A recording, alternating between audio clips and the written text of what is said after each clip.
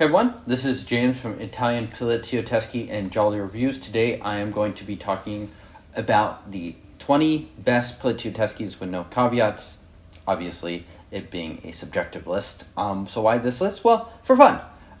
So this no caveats list, I did one for Jolly already. It's basically the opportunity to say, like, we don't need to make representation for certain directors. This is just going to be my 20 favorite Poliziotteschi's period. So no problem with putting two Argentos in the top 5 for Jollies or anything like that. So don't need to worry about any of those rules. And, that's one of those things that when people are doing lists and whatnot, they're like, oh, we need to make room for this era of Giallo and this type of era of film or whatever. And sometimes, I certainly see the value in that, but sometimes it's just like, screw that. Just tell me what your top 20 favorites are, and we'll figure it out later. So, it is interesting to look at these films by director, how many by each of kind of like the big Mount Rushmore directors am I including, and how many different directors are on the list. I think Giallo is definitely sort of perceived different canonically than the Poliziotteschi. I think this canon is certainly a lot less well established. In fact, probably the most well known of these films are seen as cult classics, whereas I think Deep Red has been seen by way more people than kind of the top most seen films in here. So I did take a quick peek at some Letterboxd views. It's just kind of like an idea of how much in like kind of the climate people are talking about these different films too. So I separated it out into 2 different tiers here. So I have kind of like the tier S or whatever, so like the absolute top tier for me, and then tier A, which is a little bit below that. So we're going to be starting with the bottom of the list, tier A. As usual, at the bottom of these lists, it's a little hard to separate, and I'll talk a little bit at the end about kind of also Rand's films that I almost included, but didn't for whatever reason, or kind of notable exclusions there. I'm sure I'm going to miss some there too, so feel free to comment below on that. So on the very bottom of the list, I have Mario Bava's one entry into Poliziotteschi, and that is Rabid Dogs. Really interesting film, very unique film, one that definitely stands out. I watched this film early on in my Poliziotteschi kind of drive. Initially, I was watching pretty much everything that Canopy released, and so those of you not familiar, Canopy is basically a free streaming service for the library, so I watched it on like my account, my wife's account. I had a third account too, so I was watching basically as many as I could on there, and Rabid Dogs was one of those films on there, so of course it was one of the early ones that I watched. And so this one, so it was very early. It may have been my first Bava, as well as my first George Eastman, which, as those of you who have watched that film will know, it's a very unusual entry into both of those guys. But this film is really well done. It's basically a kidnapping film that has a lot of kind of the ironic Bava to him, although it's a little bit hidden beneath the surface on the first watch. But you basically have these guys kind of trapped in the car, and so this is like far from kind of that really lush, very colorful cinematography that Bava would be well known for something like in Blood and Black Lace. So it's really interesting to see him do that. Nonetheless, he's an extremely gifted director that can make something out of very, very low budgets. And I think he, in that terms of kind of that sort of level of genius, I think you see him having to exercise that far more than someone like Argento, for instance. And so I think you can really see that come across in Rabid Dogs, which I think is a very effective throw, very nasty, very grindhouse, very un-Bava-ish in a lot of ways. In a lot of ways, he was kind of like a senior statesman by this point, so definitely at the tail end of his career. But I think it's him kind of trying to keep up with the times, and it stands out in a good way. So definitely, in my opinion, kind of top 20 material, at least. Next up, I have an Umberto Lenzi film. This one is Violent Naples. Very rompy film. This is the only Maurizio Merli film that is going to make an appearance on here. You also have a great John Saxon in a villainous role here. And you're basically just watching Merli with his Inspector Betty character traveling around Naples, roughing up criminals and just fighting the entire city. Just basically one man against everyone. And it's a lot of fun. You have some great set pieces, you have some great motorcycle chases and things like that. You have basically like an early version of GoPro where they're doing just crazy stuff around the streets of Naples. So you're going into kind of like this classic Southern Italy setting. And, this is not... this is one of those films that's just fun. It's a good example of, if you like this genre, you're probably going to like something like this film.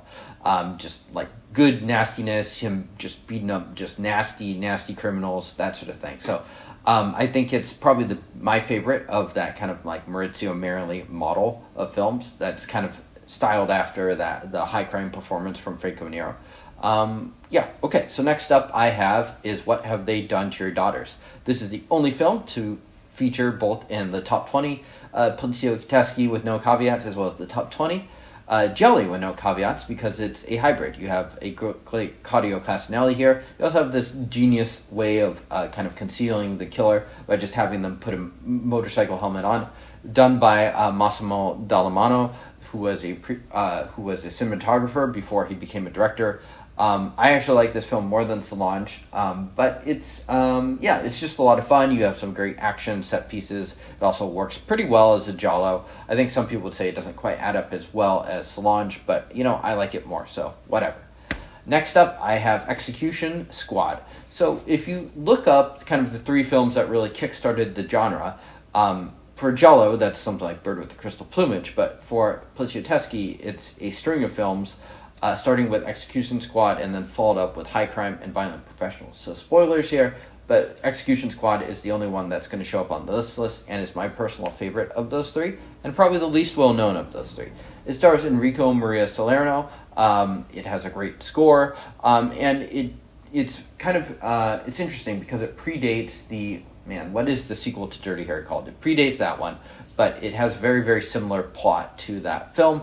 And I think Salerno basically helps to make the film feel much classier, but it tackles kind of this issue of vigilantism within the police and what does it take to actually reduce crime and things like that at the time. Directed by Steno, whose sons would go on and direct the two giallos from the 1980s. So, but a very unusual film for him. I think he's far more known for comedies or a different style film. I haven't seen a ton of his filmography, but this one's definitely considered to be a bit different. So I think it's very effective as just both a conspiracy thriller as well as kind of just a basic cop thriller, where you have Salerno, who is definitely no action star, so a little bit more of a dramatic bent on those.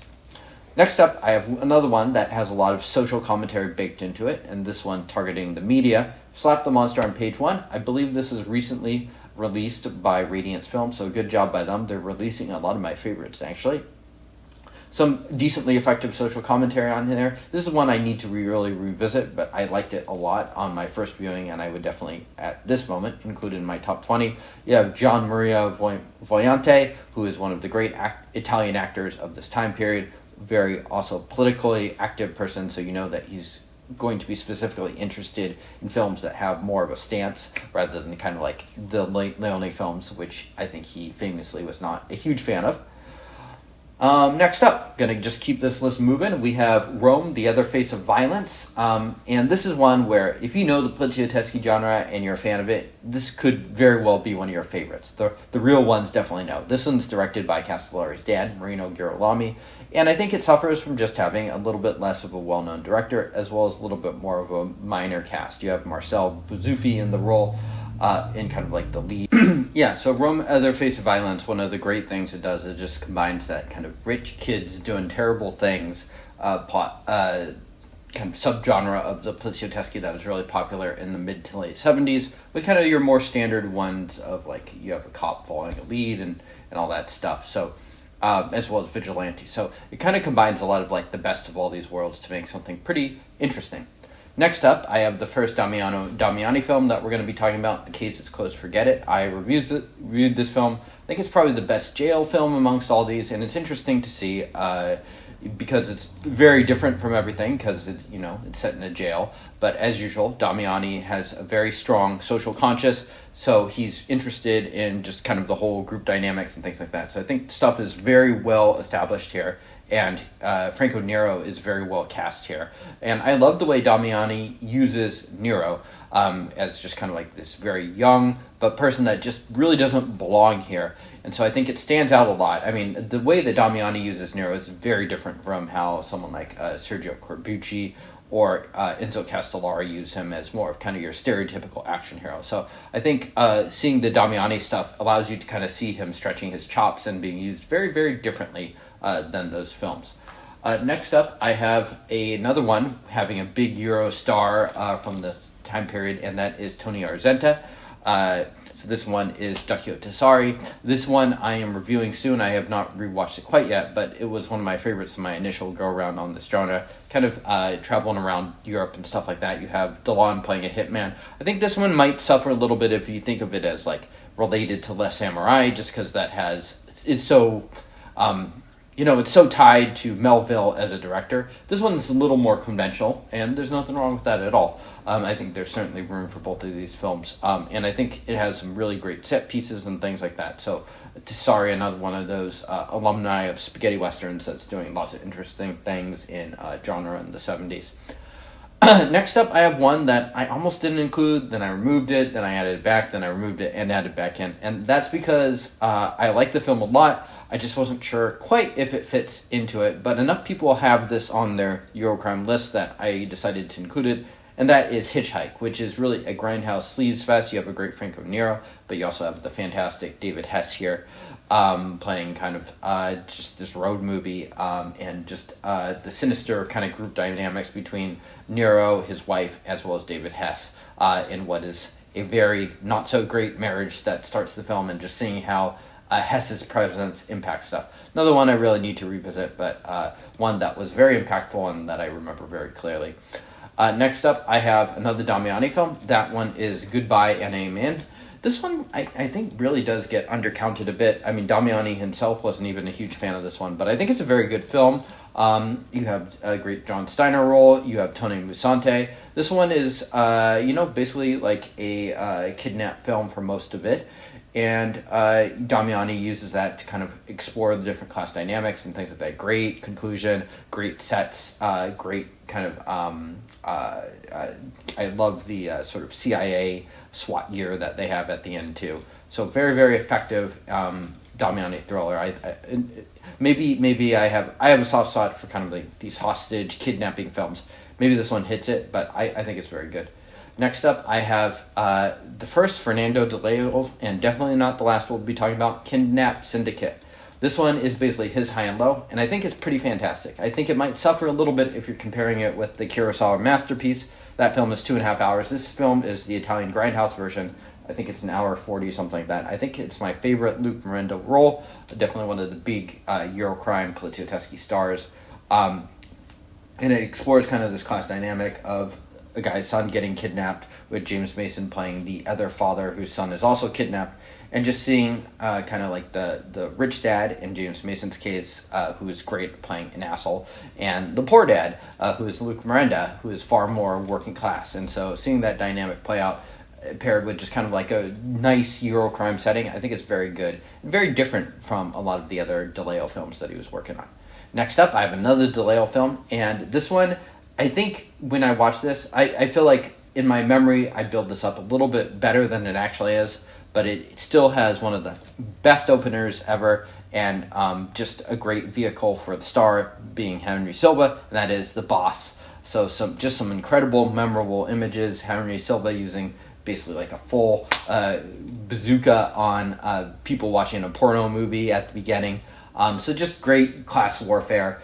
De Leo very much interested in kind of like the hierarchy of gangs, also the most perhaps influenced by film noir of all the directors. This is the last part of the Milieu trilogy, probably the least best of them, but those are all three fantastic films, definitely all three cult classics in my opinion, and amongst the best films of the genre.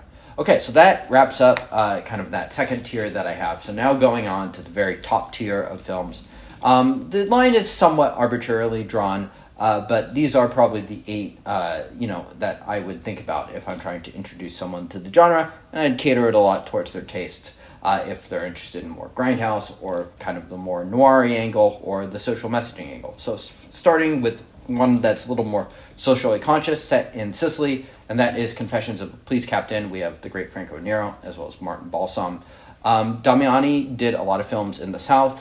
He did Day of the Owl even before this, The Most Beautiful Wife as well.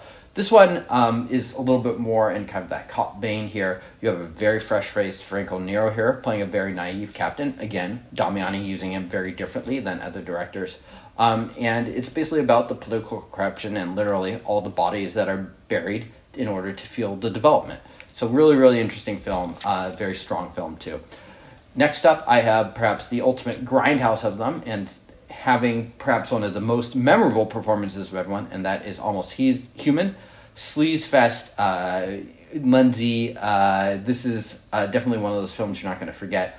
The Thomas Millian performance is something else. It's one of the most unforgettable performances of the genre. I'll just leave it at that. It's just a nasty, very effective film. Next up, I have Street Law.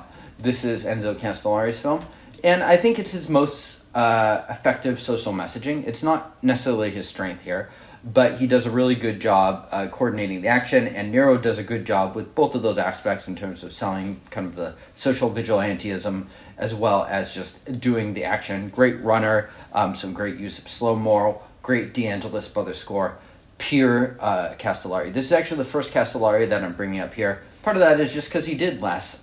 Things like Heroin Busters and High Crime were narrow, almost misses on this list, but this will not be the last time you are hearing Castellari's name. This one's really fun, really good. I strongly recommend it. It's definitely my favorite of the vigilante subgenre of Poliziotteschi films. Next up, I have another Damiani film, my favorite of them. That is I Am Afraid. Again, a great John Moria Voyante performance. This one does a very good job with establishing conspiracy, and just a lot of paranoia and tension is generated from kind of just the whole scenario of it. Strongly recommend this one. I think this is the least seen of the kind of tier S Poliziotteschi, so strongly recommend people do check this one out. Next up, I have Revolver, a recent revisit here, and it just reminded me that this film is pretty freaking fantastic. Sergio Salima, a great Morricone score that both works as kind of like a ham-handed Poliziotteschi propulsive narrative score, as well as like the sadder bits of it. Un Amico, which was used in Inglourious Bastards, a very, very famous Morricone piece that's used for the more melancholic elements as well. Two great leads here. Oliver Reed at times is just blowing Fabio Testi, who is one of the big Eurocrime stars, off the screen. Just shows you how big of a presence Oliver Reed is. It's not littered with set pieces or action, but when it happens, it's very effectively well done. Great locations, very complete movie. So really, Revolver, a fantastic film. Speaking of Fabio Testi, we have his top entry here, and that is The Big Racket. This is probably my favorite action film in this whole list. Just a series of great images. Castellari, a great stylist too. There are moments of this film that almost remind me of Jolly's with kind of its gel-colored lighting. The shot of Testi rolling over on the police car, that's a completely memorable image, and just a number of big show-stopping set pieces here. So, nothing crazy in terms of narrative, but it is combining kind of like one of my favorites of like The Man on a Fish and Dirty Dozen style with kind of just your basic revenge narrative. And that's all Castellari really needs with a bunch of big set pieces to make a fantastic viewing experience. So definitely one that I can watch and rewatch time and time again. Another very watchable film coming in at number 2, and that is Italian Connection. I think this is a little bit less complex, a little bit less complete, and a little bit less maybe what we know of as DeLeo than the film we're going to be talking about at the top. But it's a very fun film, and like The Big Racket, very, very rewatchable. And I would definitely say I would rewatch this film above the other two of the trilogy too. Fantastic Miro Ador performance too, extremely memorable just in terms of that, and just what he is physically asked to do in terms of some of the chase scenes that happen. Last up, of course, Caliber 9. Great scores, great locations. This one has twists. This one's a very DeLeo. I rewatched Blood and Diamonds recently, which is another narrow miss of this film, of this list, and he just handles a lot of this double crossing and this double dealing very well. And I think that's one thing that can be a little bit understated of his films, is like they're a lot more twisty-turvy than perhaps like a Castellari or a Lindsay joint. This one is definitely one of the more well-seen Poliziotteschi's with 11,000 views, but that's still not particularly well-seen there. So really, really like that Milano Caliber 9. Okay, so quickly some stats on the directors here. DeLeo makes an appearance 4 times, Castellari 2, Lindsay 2, and Damiani 4. So they do make up 12 out of the 20 films on this list. I don't think anyone else is mentioned more than once here. And looking at the list too, it's very, very much centered around kind of the peak of the Poliziotteschi, which is happening just a touch after the peak of the Jolly, 1971 to 1973. really kicked off by kind of those films I was talking about, Violent Professionals, High Crime, and Execution Squad.